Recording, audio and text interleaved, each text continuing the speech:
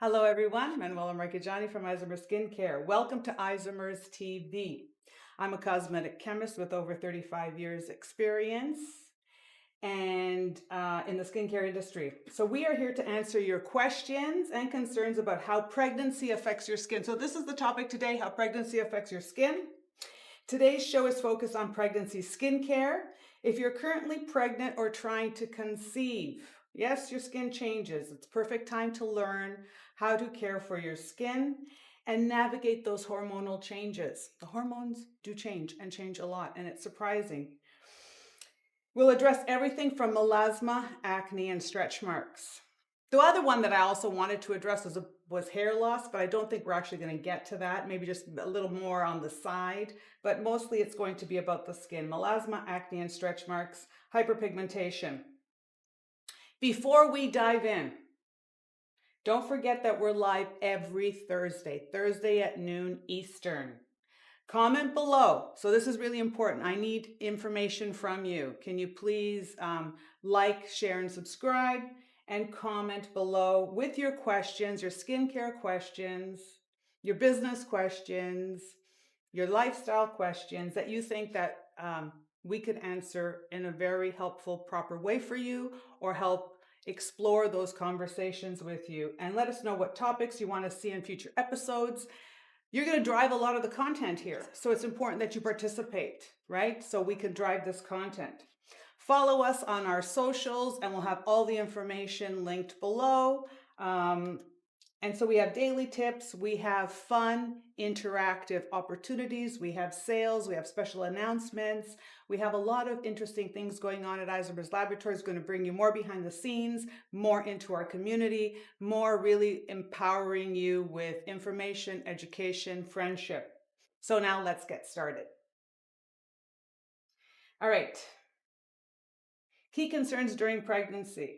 So when you're pregnant, as you know, your body starts to change. You've got a baby, you've got an embryo growing. This requires a lot of nourishments and hormones and elements to feed it. And so your body is going to go through a lot of changes. A lot of people just talk about, their weight gain, or they talk about the fact that, they're holding more water. They can see that their body is changing, but technically physiology is changing as well. And this is because of the hormone surge. So when the hormones are surging and changing,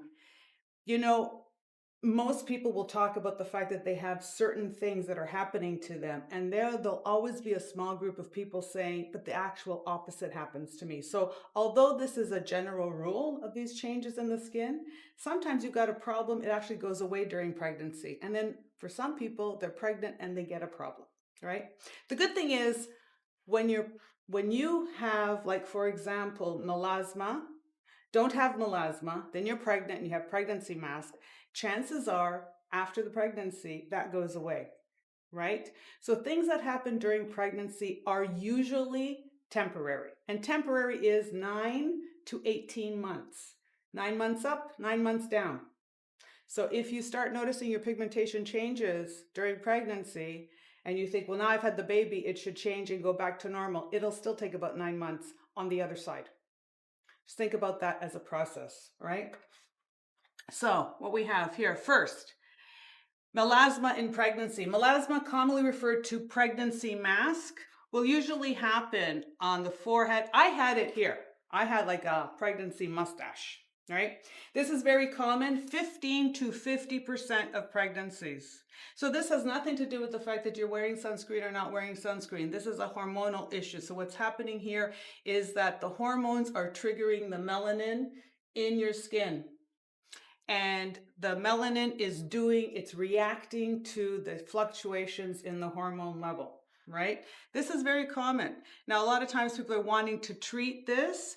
And when you treat it normally, we would normally treat it with elements that are acids, that are a little bit harsher, things that go down into the skin, into the melanin itself to affect the pigmentation, like hydroquinone. But unfortunately, when you're pregnant, that is a no-no. There are ingredients that you cannot treat there are ingredients that you cannot use to treat conditions during pregnancy. So we're going to show you what you can use versus what you can't use for these issues. It's very common to have pregnancy mask. I had a very deep mask around my upper lip. very faint on the forehead area for both pregnancies. And I had a bit of a white patch too on one side for one of the pregnancies. So that's like almost like the reverse. So a little bit, my skin went a little bit lighter in some areas than darker. And again, all of this went away after, not after the pregnancy, after I finished breastfeeding. So I was also breastfeeding, and you have to take that into account as well, that when you're nursing, your hormones are also changing. So I went from one pregnancy to another. I mean, I was pregnant, basically, I had Keon, and then, I was nursing Keon for 2 years. And while I was nursing, I got pregnant with Armand. So literally I went for about 4 years in almost a state of pregnancy, right? And during that time, I noticed that, the melasma and everything stayed until I finished, until they were 2 years old, right? But that's the body readjusting itself.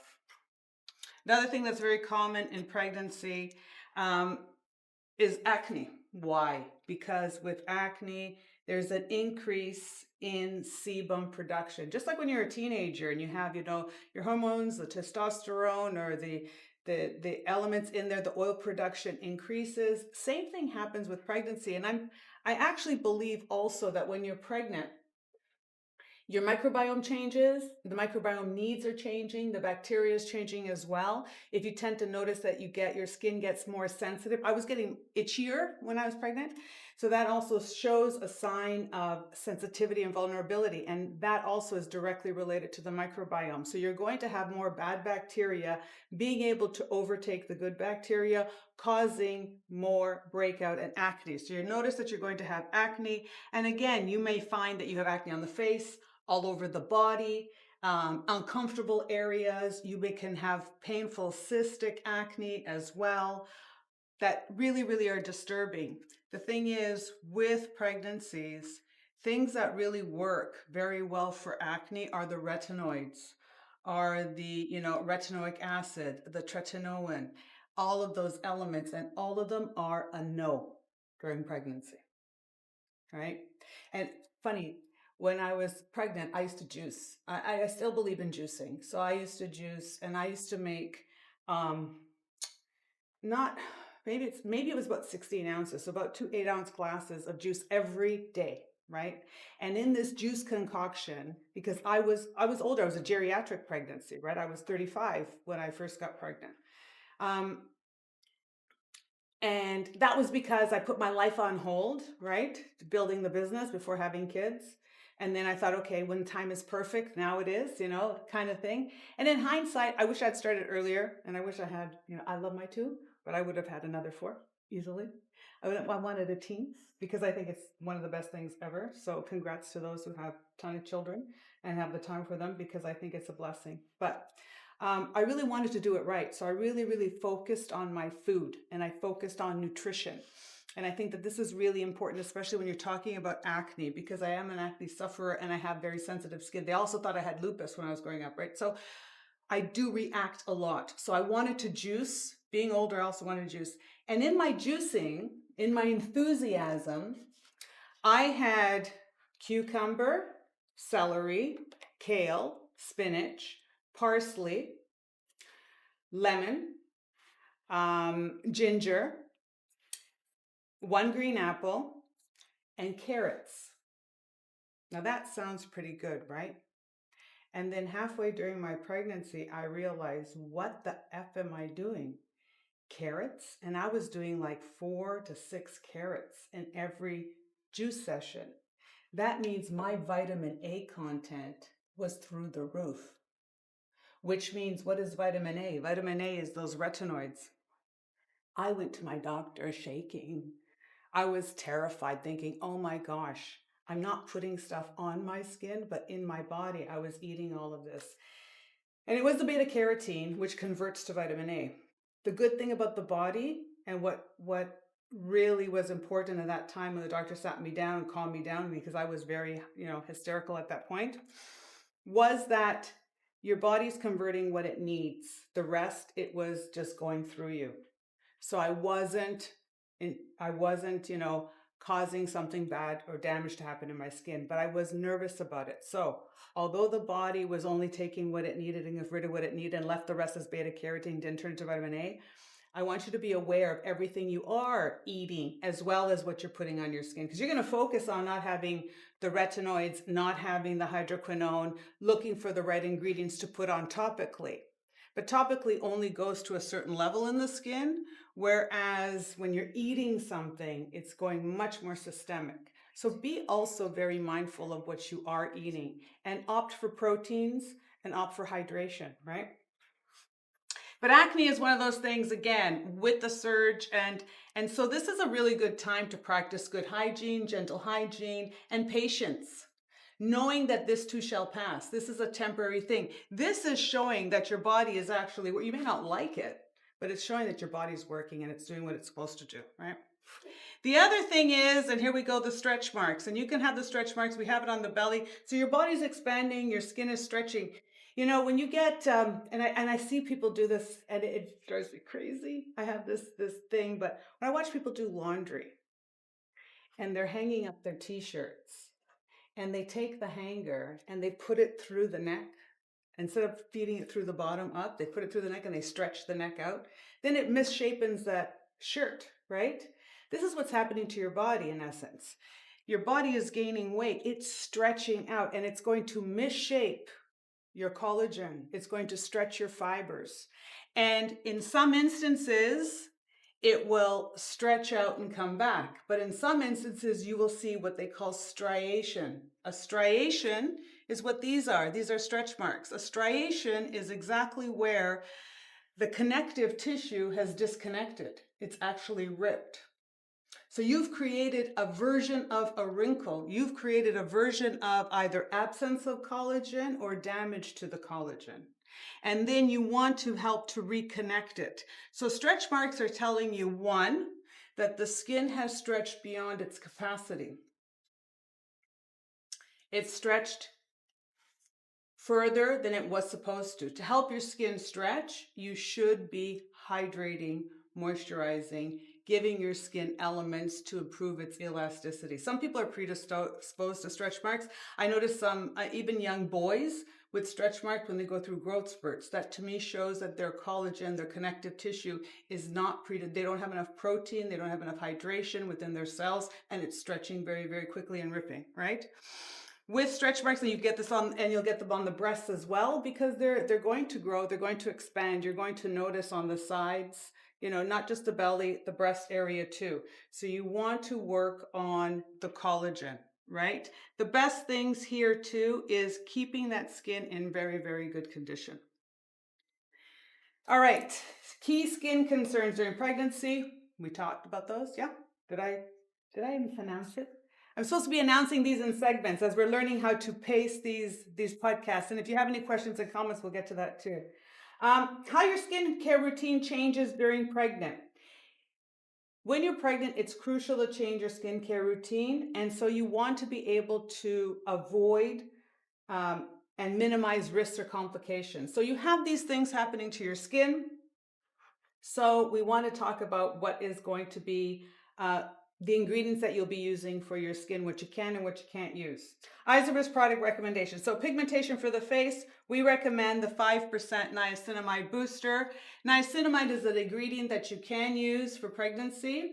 It's an antioxidant, which is good because you want to use antioxidants. This is going to help with the stretch marks. It's going to help with the acne. It's going to help with the melasma. This is a very, very good one. You want to have the antioxidants to protect the collagen. People are going to say, well, I don't get it. When you have a stretch mark, why are you telling me to use an antioxidant? Because you want to protect the collagen, the protein fibers, right? So niacinamide, 5% booster. I like this one because 5%, it's pregnancy safe, reduces dark spots and melasma. You can also use vitamin C. Vitamin C is very important. Vitamin C with ferulic acid is also another element for brightening. This is for melasma. You can use this on face and body as well. You want to be careful not to use a higher dose than 15% of vitamin C when you're pregnant. That's just being aware. I would not use higher than 15% vitamin C when you're pregnant.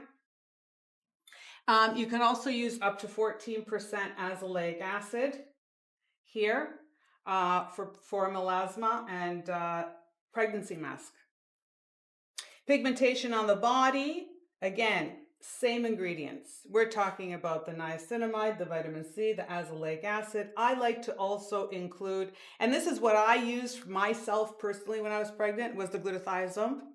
I use this in the cream and in the serum form to really work on the pigmentation and to work on stretch marks.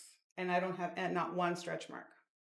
So I use this out throughout my pregnancies and while I was nursing. So during all of the transition. For stretch marks, other things that we're going to talk about too. So you have copper peptides for healing the skin. That's going to be very good for stretch marks as well. Anything that's going to stimulate the injury response helps support the connective tissue. Stretch marks also, matrixyl 4 serum is ideal for stretch marks. I like it also for acne. And the reason is post-acne marks. I like to blend my azelaic acid with the matrixyl because I'm thinking about color, which is the healing process, but also the quality of the collagen, which is the matrixyl process. For acne, we also have the tea tree cleanser. Tea tree oil is very good. You can use tea tree oil. It does sensitize the skin over time, so you want to be a little bit careful with that as well. So use it, but you may find that after 3 or 4 days in a row, you got to give your skin a day or two break. You can use glycolic and lactic acids as well to help with a gentle exfoliation of the skin, which is also very important because you don't want to dry your skin out. You find that during pregnancy, your skin dries out a lot, right? So what can you use? Niacinamide, azelaic acid, copper peptides. You can also use, now this is very exciting, you can also use spicules. So spicules are the thorns, if you will, the little needles that sponge make, right? So when you have a rose makes thorns as a protective element. Sponge in the ocean makes spicules. These spicules create microchannels in the skin. They're going to help with the absorption, but they also help with the exfoliation. So they're also going to help to create trauma, positive trauma on the skin that's going to help with the healing and cell renewal, which is very, very good news. Very, very good news for pregnancy. This is going to be good news for stretch marks. It's going to be very good news for acne. It's going to be very good news for pigmentation. So what I would do is I would use spicules once or twice a week, targeted areas. This is a brand new type of procedure to use. You don't have to go do it in a salon. It could be very affordable. So I like this kind of treatment because you're going to be able to control your skincare routine at home really, really nicely. And you're going to be doing it with, it's acid free, right? It's also something that's very natural. It's something that stays in your skin for about 72 hours. I think it's going to create enough activity, and I'm really excited to see how it's going to work on stretch marks. This is a theoretical approach, but when you think about the fact that people will want to do laser or some kind of microneedling or some kind of interruption in their collagen, this is fantastic to be able to use spicules, and they're 100% safe for pregnancy. There is no contraindication here. So this is going to be really good. Matrixyl, as we said, the collagen peptide technology. Aloe vera. You can use aloe vera. Aloe vera is very good. You can eat it. You can put it on your skin. If you eat it, it's going to be good because it'll give you some hydration properties. It's also going to help keep you regular. So that might be something that's also beneficial, and that's good. Detoxifying yourself is very good. Hyaluronic acid, so look for multimolecular hyaluronate. Use this on areas where you notice your skin is dry, where your skin is prone to stretch marks, where your skin is prone to more oiliness. Because when you have more oiliness as well, you're going to have the breakout. What we're not using. This is what you want to stay away from. You know, you got to keep it simple, right? Hydroquinone. You're going to want to use hydroquinone because hydroquinone is very effective on pigmentation, but this is not the time.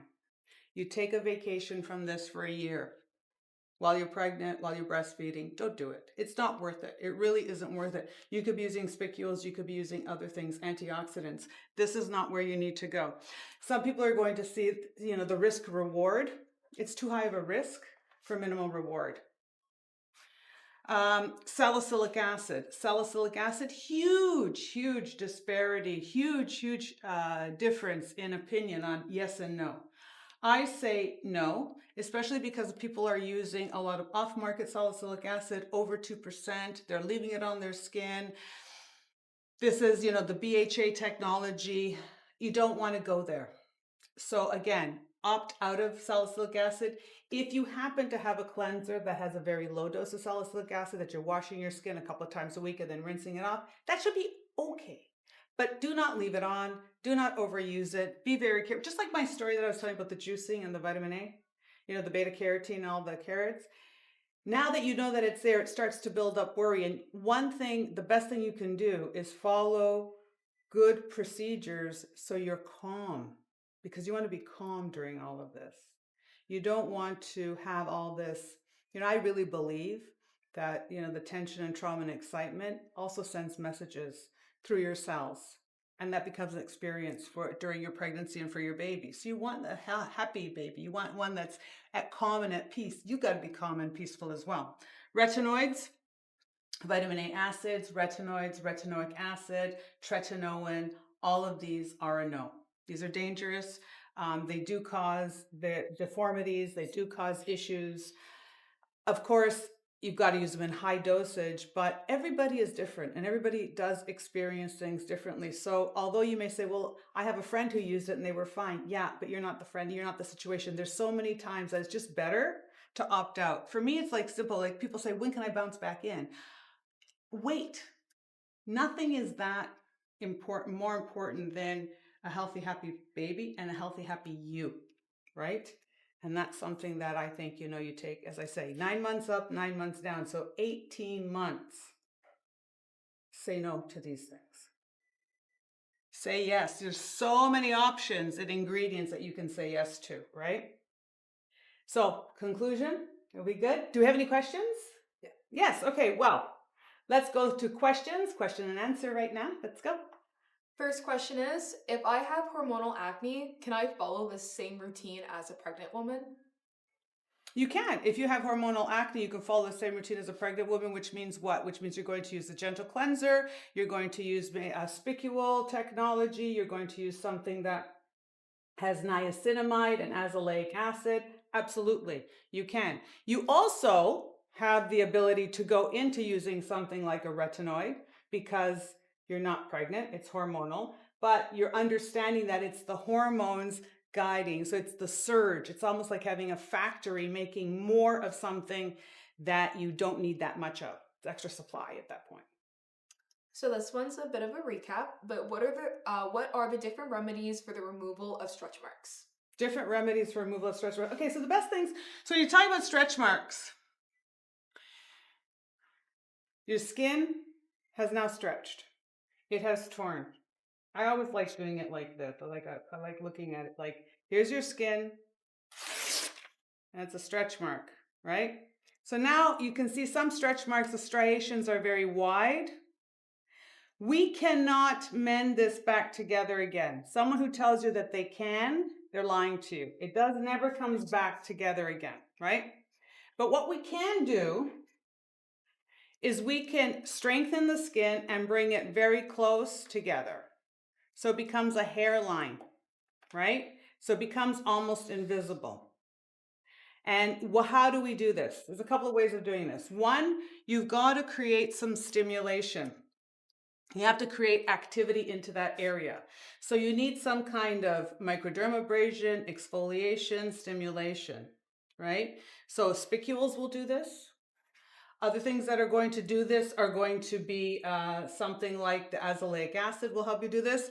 Retinoids will do it too, but we're not, if this is post-pregnancy, then you can use a retinoid. During your pregnancy, you can't use a retinoid. So you want that kind of stimulation. You need something that's going to go in and stimulate that collagen, stimulate that cell renewal. Then what you can use is matrixyl, which is collagen peptides. This is going to be very good at creating the collagen and also creating different versions of collagen, which is important. So to help stitch it together, right? And help with your dermal thickness, and even growth factors that are in the matrixyl will also help bring these closer together. So you will maybe always see a very light hairline difference. Then what you want to do for your skin surface to help minimize again that visibility from that tear, right? Because underneath the connective tissue will always show a roadmap that there has been a change in the connective tissue. It's like, when you have a rip in fabric. You can get an invisible mender to do it, but if you look at on the backside, you can still see. So technically the structure has changed a little bit. You can see that on the top, it becomes much more invisible. And how you do that is by refining the skin surface. And you refine the skin surface by gentle exfoliation. And then you're going to be using something like a spiculate, something to increase the skin density, like a matrixyl. Hydration will also hide it. Hydration, like a hyaluronate, will also minimize because it actually will expand the top cells, the top layer of the skin. It will plump it up and it will reduce the visibility of these imperfections. So the better hydrated you stay also will minimize the look of stretch marks. Can I use spicules while I'm pregnant and after? Yes. Spicules, there's no contraindication with spicules. Spicules is basically an outside element. It does not go systemic. It does not interplay. These are basically small little microneedles that will sit within the initial layers of the skin. They last up to 72 hours within the skin, and as the skin sheds, or they all automatically come out. So there is no interaction. There's no physiological change or systemic element that absorbs into your body in any way, shape, or form. After my delivery, my skin has become very dark. What should I do? Okay, so this is, you could start having, okay, so first of all, if your skin is becoming very dark, and we don't know how long past this blue, just right away. I think this is just your body going through changes. So what you should be doing is eating well, resting, doing the right things, right? If you've noticed that you've got some hyperpigmentation, this is also hormonal changes. Remember, you've had a baby, you've got to, even 9 months, like I nursed my children for 2 years, right? So for 2 years, I was basically in a state of, after pregnancy, right? After having a baby, I was still in a state of my body not being mine. So my body, its color, its shape, its form, its job, it was a factory to help sustain the baby. So it's never going to be 100% back. But once I finished all of that, I started to notice my body coming back, my color changing, my body stabilizing, right? So if you've just had your baby, don't think that I've had it on a Monday and a Tuesday, I'm going to see all these changes. It doesn't work like that, right? It's going to be gradual over time. And also, at what stage are you? Just what you need to do, what we should do, be mindful of, is right away get back into a very healthy routine. Like I said, I juiced and I ate very well. I'm very, very big believer on good quality skincare ingredients and good quality food. They go hand in hand, along with a good lifestyle, right? Rest, drink water, and also be kind to yourself. We think that we need to bounce back and be super women, and that's not really the best thing for us. We need to be kinder and gentler to ourselves and allow this process to happen without forcing it to change too quickly. The body will change. The body will go back, but if you force it, it causes stress, and the stress now takes it down a different path. Stretch marks during puberty are the cause for the same reasons as for when you're pregnant. My body doesn't appear much bigger at all. Well, stretch marks during puberty is again hormonal shift in characteristics of the. So I've noticed that my sons have stretch marks, right, from growth spurts. So this is where the body has grown, and the skin did not. It moved faster than the skin could move. So what you want to do there is again the treatments: exfoliation, hydration, collagen stimulation. You've got to stick with it though too. And if you are still in puberty or still in a growing phase, be more diligent of having things that are protecting your protein, and use sunscreen or do things to keep your skin safe from free radicals and UV stress. Are there products or ingredients that I can use on my skin to prevent stretch marks from happening?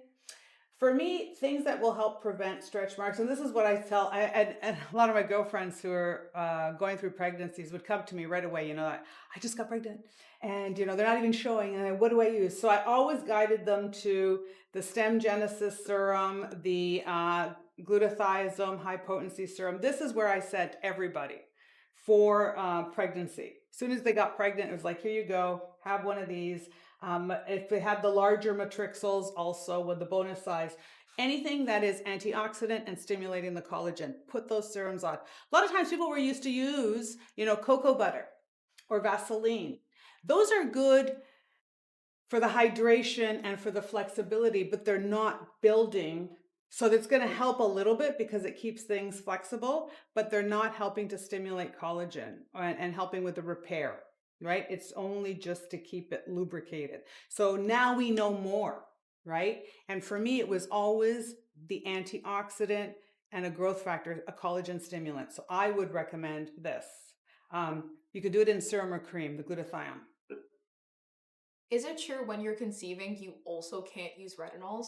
It's wise not to, absolutely. So if you're thinking about getting pregnant, start right away. Start a healthy habit of avoiding retinoids, retinols, beta hydroxyhydroquinone.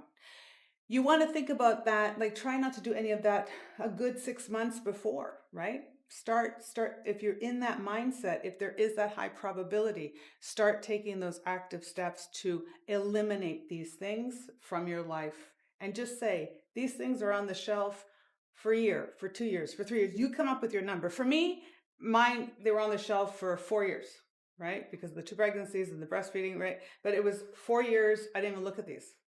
And it there's always time to come back, right? It's one of these things where we're not giving ourselves the window. Yes, clear it up. If in doubt, leave it out. When your body goes back to normal post pregnancy, does the shrinking of the stomach also cause stretch marks? The shrinking of the stomach doesn't really cause stretch marks, but I wish I could show you, like if I were to lean forward, although I have very little fat, right? And I've never really had issues with my with stretch marks or with belly fat. I'm just that body type, right? There's certain body types. I don't I usually have a small waist. But if I lean forward or say I'm on my hands and knees and I'm doing exercise up and I look down, I notice I have this extra skin. Got extra skin now. And people do like a thermage treatment. So they do go and have professional treatments done to reduce that crepiness, that waffliness, that extra skin. It's almost like a paper bag kind of extra skin here. I just continue using the product because when I stand up straight, you don't see it. It's only certain times when you're really in a anti-gravity kind of position does it kind of hang there, right? And this is something that without the only thing that really gets rid of it is surgery. I've watched people do thousands of dollars worth of thermal treatment to tighten it, and it doesn't, and it kind of gets lumpy bumpy. But it's not something that, unfortunately, at this point, it doesn't go away 100%. Thank you for joining today. I hope this episode has been helpful in answering your pregnancy skincare concerns. And I know I put a little bit of science and a little bit of my own experience in there, so I hope it's allows us to have a bigger conversation about it because I do think it's interesting. We go through different things. Not everybody's going to have the same experience during their pregnancy, but the fact that we are a community, we can talk about it and we have options. You also want to know what you can do versus what you can't do. But if you want us to put any of these together, if you want as a bundle or a gift to somebody, let us know. We're happy to put together routines. That's also another thing that you can do because you're part of this community. So maybe you've got a friend or a daughter or somebody and you want to put together a starter package with them. Email us, call us. We're happy to work with you because I think that would be really great. Follow us on social media for more tips. Don't forget to comment with your skincare questions and future episode suggestions. I would love to know what you want us to talk about. We love hearing from you. And see you next Thursday.